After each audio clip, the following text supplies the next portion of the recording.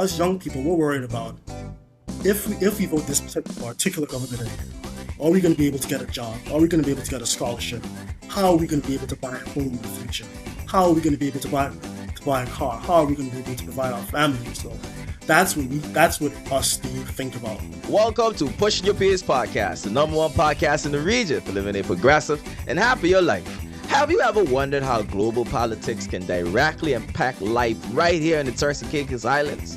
On this episode, we're joined by Anthony Gardiner, a law student and social activist, as we break down the rise of right-wing populism and what it means for our economy, our future, and the role young people must play in shaping what comes next. Be sure to like, subscribe, and share so you never miss an episode. Sit back, relax, and let's get ready to push some peers.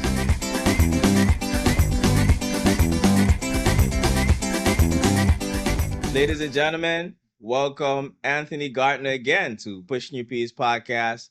Of course, please like and subscribe to this channel. Now, Anthony, you wrote an article recently called The Rise of Right-Wing Populism and What It Could Mean for the Turks and Caicos Islands. Can you walk us through this article and why you penned this article? Yeah, so this article came about from me mainly watching the news. So I tend to watch various news channels, whether it be CNN, MSNBC, or Fox News, or BBC, whatever news channel it is. And so I thought to myself, while I was thinking to write an article, I was thinking, what topic could I use? And so with Donald Trump being a world famous figure that he is, and politics and outside of politics, I thought, why not write about how the right-wing populism that is rising around the world could or will affect the Turks and Caicos Islands? Because a lot of our politics here is also localized. And not a lot of people are talking about politics globally. So I thought to myself, why not be that voice that talks about politics that happens within the Turks and Caicos Islands and the politics that happens outside and how it can affect the policies that we enact here? So that's how that came about. What are your views on the state of America and its impact and the impact that's having on the Turks and Caicos Islands? Well, it's a bit of a tricky one. Donald Trump has been involved in politics for over 10 years now. He's been involved in politics before I went to high school. And now I'm in university, he's still involved in politics. And he's a very controversial figure. He's a very bombastic person. He's not your typical politician. And so he always has something to say, whether you like it or not. He's very controversial. Some people love him, some people hate him. And if you love him, you really love him. And if you hate him, you really hate him. And so we also, with our oil, our oil is imported from abroad.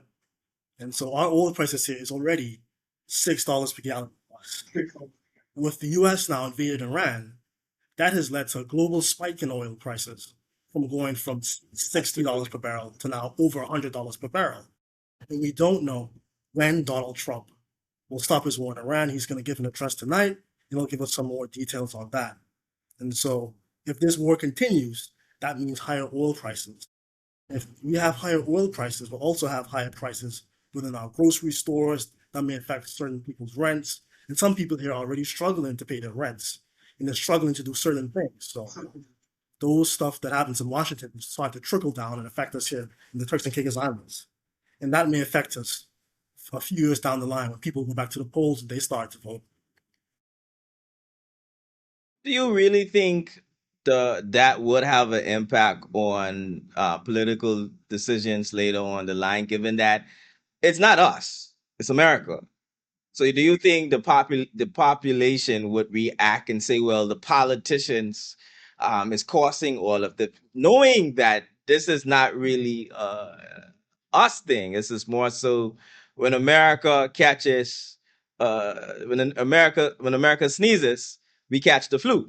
Right. Sort of situation happening here in the Turks and Caicos Islands. Well, I think if we do have any effects from it, it'll be more so indirectly as opposed to directly because of our close trade relations with the United States, and due also to the fact that our main tourism sector is the United States. I believe they make up over 80% of our tourists that comes here. So if prices continue to rise, that means we won't have more tourists like we did before. So that means there's less money coming into the country, And if there's less money coming into the country, there's less money going around the country. So our politicians may decide to themselves, maybe let's try to diversify our industry within the Turks and Caicos Islands. For example, tourism is our most important industry. Some people say it's our only industry. And now we've started to Right. diverge into the financial services sector. Maybe they'll try to lean more into that. And in terms of the public will always have things to say. And a lot of people here, especially within the older generation, they tend to follow the news closely. So they will start to have effects on what's said here. You'll see some people going on Facebook saying certain things. You'll hear people in public saying certain things, and it'll just be an effect that happens here from that. Now, Mr. Gardner, you represent the youth, the young generation. You're under the age of 25. As I mentioned earlier, there is a lot of talk about us joining CARICOM. How is the youth reacting to this? Like your peers, what are some of the conversations that's coming up when you guys talk about us becoming a member of CARICOM, a full member, well, attaining full membership? Well, there are benefits to us becoming a full CARICOM member because that means it's more easy for us to trade with other countries. For example, our main trading partner is the US. And if we start to begin to have more trading with countries like the Dominican Republic, Jamaica, and Trinidad and so forth, that means that our prices will be lowered. But also, we won't be in control of our immigration. We won't be in control of other policies that could affect the country. So it's all up to us and what we do to see how that affects us. Now, you suggested that populist themes like immigration and cost of living are gaining traction locally. Do you see a specific TCI style of populism emerging? I I would say I don't see it emerging, but it could potentially emerge from what is happening down in the United States. Like as I've said throughout the article, whatever happens in Washington shifts waves in the Turks and Caicos Islands or shifts waves within the Western Hemisphere. So there could be an uprising where we have people that comes up from the woodworks and they say, let's lead an organization that'll bring us into the future. So it could rise and it could not rise. Only time will tell if it does rise. Now, I don't know if you tuned into the youth parliament debate. It was fiery. I love to see our young people shining. And I hope to see you in the youth parliament debate sometime in the near future. You're young, you got plenty of time to represent us still, right? Um, but one of the things that well, of course, the main this debate discussion was the declining rates of young people showing up to the polls. In 2016, I think they said it was like, not only youth, but to total voters population as well. But the young people make up the smallest number. But I think in 2016, if I can recall, or 2020, it was 78% of the population showed up. And last year it was 75. So you are, and I think in 2016 it was about 80 or something like that. So we are seeing a gradual reduction. Two questions: why you think less people are showing up? And two, we also saw from those statistics that young people are showing up less also compared to all other age groups. So there's a declining voting interest, and then two, the young people don't kill no more. Like they just say check it.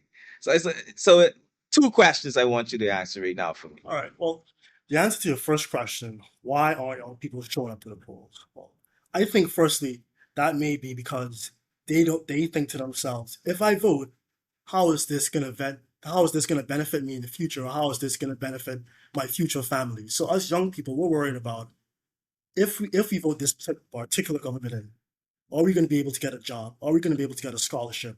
How are we going to be able to buy a home in the future? How are we going to be able to buy a car? How are we going to be able to provide our families? So that's what us the youth think about when we go to the polls mainly. How will this affect us in the future? Because the youth, we are the future. And the future is 5 years from now, 10 years from now, 15 years from now. So if we continue to vote this government in 15, 20 years from now, how will this affect us? And what policies will they do to make sure that the youth of the country are protected? And the answer to your second question is That's a good one. I don't know. Last people are showing up to vote. Hmm. People aren't showing up to vote. I guess what is the government doing Yes. to help people come to the polls? Like, are they trying? Are they campaigning to the youth? What are they doing? Are they going to youth organizations? Are they having weekly, or how are they having any town halls to meet with them to hear their thoughts? Are there any questionnaires being put up by the government? So it's Absolutely. more so on how the government tries to engage the youth, what methodologies they use to engage the youth. Because we have apps like TikTok, we have Facebook, which is very prevalent amongst the 30 plus generation. We have YouTube. We have Instagram. There's a whole host of social media apps that the government can use to promote themselves or to try to capture the youth's attention. And I agree with you, Anthony. The government has to do a better job with staying connected with young people. It's the only time we hear from our politicians is when there's an election year coming up.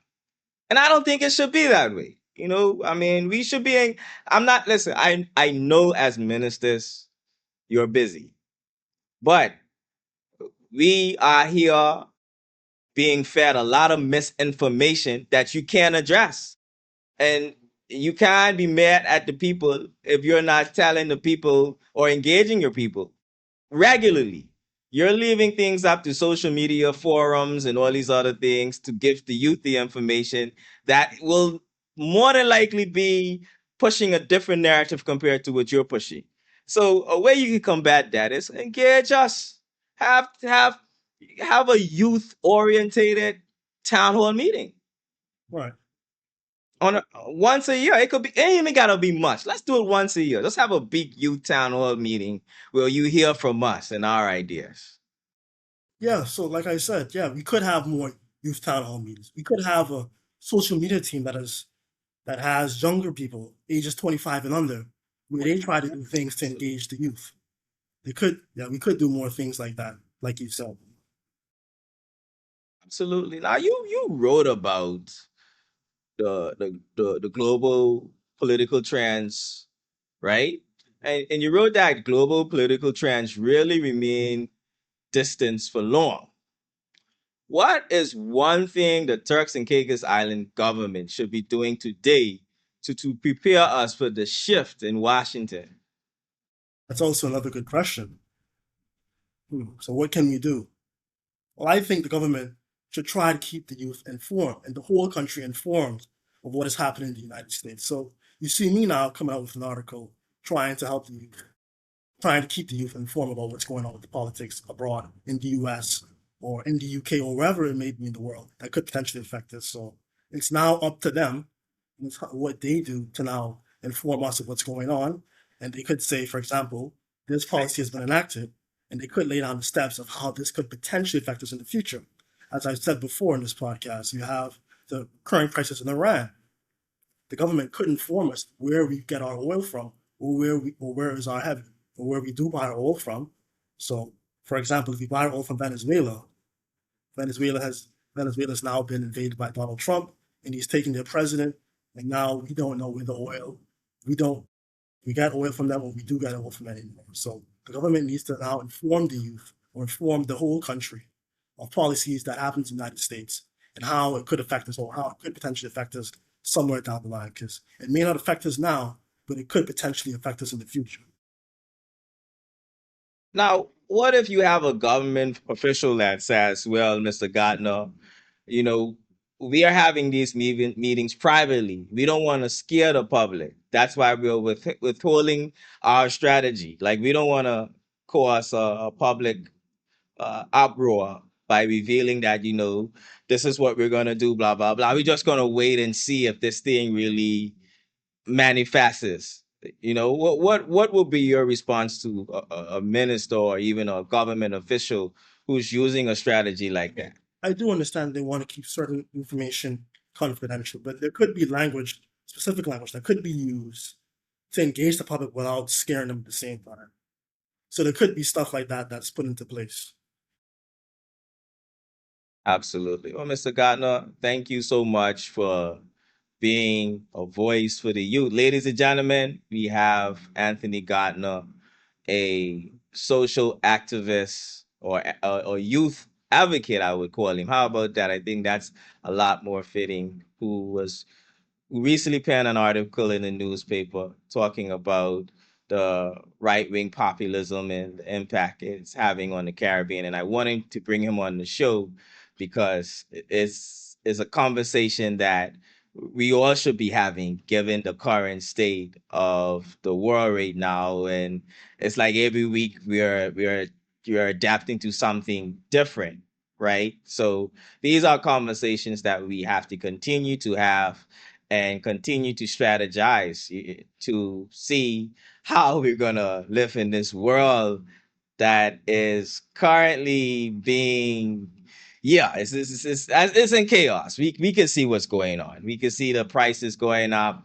and I just hope that this war comes to an end very, very soon for the sake of us and our economy as well. But Anthony, when you talk to again young people, right, and they see what's happening in the U.S. and you're living abroad, right? Uh, what are the conversations like? Is there a fear of coming back to Turks and Caicos? Is there a plan to stay abroad? And like what is the mindset of youth right now who's listening to all of this, reading all of this? Well, I think the mindset of the youth right now is if we do come back to home, how is the government going to help us?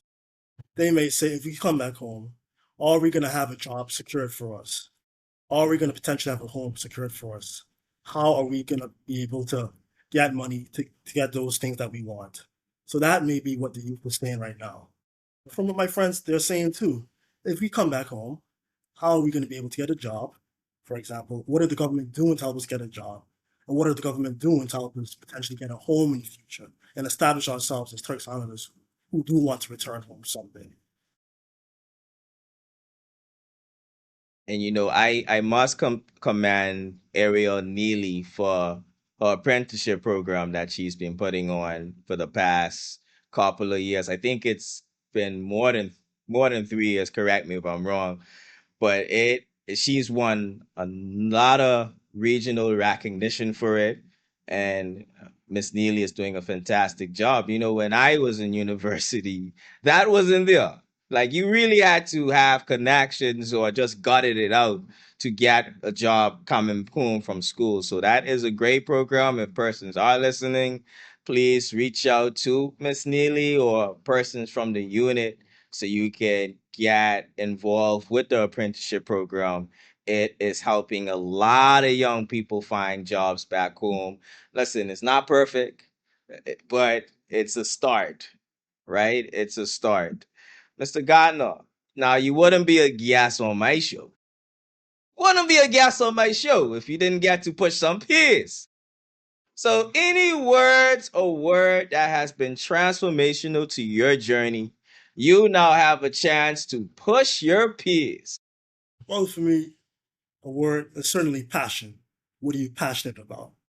So I'm passionate about doing articles. I'm passionate about following politics. I'm passionate about sports. I used to play football and soccer. I used to play football and track and field growing up. Not so much anymore. Not on the older, but that's, it's also your purpose. Now What is your purpose in life? you absolutely amazing. You talk about being passionate about politics. Who are some current political figures you look up to? I'll certainly say one of them is Barack Obama, the first African American president of the United States, the one who brought us out of the recession. I'd say him. I'd certainly say Bill Clinton. I'd certainly say Tony Blair. Hey, anyone in the region, the Caribbean region? Yes, certainly. There's Mia Motley in Barbados. She has propelled them to our global stage. There's her and there's Andrew Holness. And then you also have Brave Davis in the Bahamas. Hey, absolutely. But when you talk about politics, we talk about people who They've both have been people who laid the foundations for these great people today. So is there anyone from the past that you also study in the political arena? Well, people from the past that I've studied would have been, for example, Nelson Mandela in South Africa, who was held in jail on Robben Island for 27 years. And he came back and he won the presidency for South Africa and brought them into a new age out of apartheid. So he's certainly one that I studied. I had studied historical figures like, for example, Abraham Lincoln in the United States, who freed the slaves. I've studied him. I studied JFK, who was involved in the Cuban crisis in the 1960s, which could have been a potentially world-ending event. And he brought us out of that through his leadership. So those are some people that I follow. I mean, we're still talking politics right here. What message would you send to young people right now to get them more interested in politics? Because as we can see, the youth right now, they ain't checking. So what message would you send to them right now or tell them about the political field or even the interests of politics to make them more involved or get them more involved? Well, I'll say to them, if you don't find politics, politics will find you. And what that means is if you don't care about politics, political decisions, whether it be in your country or around the world, will affect you. So that's something that I would say. You may say, oh, I don't care about politics, or it's too much for me, it's too much drama. But a lot of decisions that are being made currently within the Turks and Caicos Islands and in the world do affect what happens to us. So that's what I'd say to them. Yeah, I mean, we can see now with the U.S. Maybe if we had been more invested, things would have been different. Who knows? Who knows? But Anthony Gardiner, thank you so much. Now you do have a spin-off question. Let me know if you're ready for it. Give it to me. If you can go back in any era of history, but you can only go there to try their version of food, what era would it be and what food would you try? Ooh, you got me there. I know you're young, but I'm pretty sure you heard some things growing up. I'd certainly say I'd probably want to go back to like the 60s or the 70s when my grandparents were growing up. Because I heard them tell me about the food they tried and how good it tastes and how the food now is nothing compared to it. So I certainly want to go back there and see Ah, exactly how it tastes and if it really holds up true. Mr. Ghana, thank you so much. I can see that you are passionate about this beautiful Turks and Caicos Islands. And I have a question about that very thing. What is your vision for a brighter and better Turks and Caicos Islands? Oh, it's also a good question. Well, my vision for a better Turks and Caicos Islands is a Turks and Caicos where Turks Islanders are first, where Turks Islanders excel, and where Turks Islanders they hold the highest positions. It's going to take a long way to get there, but there's certainly steps that we can do, and there's certainly steps that the government can do to make sure that we get there. So 10, 20, 15 years from now, I want to see Turks and Caicos Islanders even in a better position than they were 15 years ago, than they were 5 years ago, than they were 50 years ago, because our country, we came from a far place. 30 years ago, we weren't the country we were today. So I certainly want to see Turks Islanders in a position that they prosper in. Absolutely. I want to say something, Mr. Gardner. I often cringe when I hear Turks Island is first, right? And this is why I cringe. Because sometimes that line can imply some sense of entitlement. You know, we don't want to nurture entitlement in our people. What we want persons to do is aim for excellence. I'm paraphrasing my good friends Antoine Walking. Aim for excellence, aim to achieve the best. Because being first means you're the best at what you do. It's not going to be given to you because you're a Turks Islander. When you show up in the room, be the best person in that room. Not because you carry the title of Turks Island means I should give you that job. I want to give you that job because you stand out the most and you're a Turks and Caicos Islander. Our people must aim to be the best in the room. That is why I cringe, because when I hear that phrase, I often think of entitlement, and maybe uh, that's something I got to work on, right? But currently, I would love to see Turks Islanders being the best, being pushed more than Turks Islanders first. That's just my view. Well, that is true. And I think Turks Islanders first does mean that Turks Islanders are the best. That means we strive for the best. We strive to be first. And that doesn't mean we get a position just because we're a Turks Islander. We get a position because we're the best, and we're the most competent, and we're the most able at that position. That is correct. Absolutely. Absolutely. Well, ladies and gentlemen, you've heard from Anthony Gardiner. Has a bright future ahead of him. He's young. I ain't gonna say his age. If he want to disclose it, he can disclose it. But he's younger than 25 years old. He has a bright future ahead of him. And of course, we wish him the best. Anthony, any closing words before we wrap up? Well, I'd certainly say to young people is if you want to achieve something in the future, you have to work hard. You have to be resilient. You can never give up. If you give up, that's when it stops. You have to work towards what you want in life. It may seem that it's far, but it's not that far.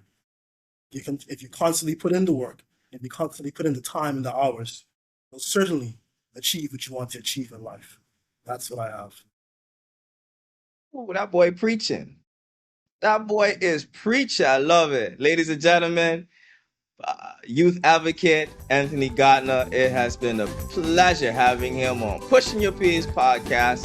And of course, we'll see you guys next week.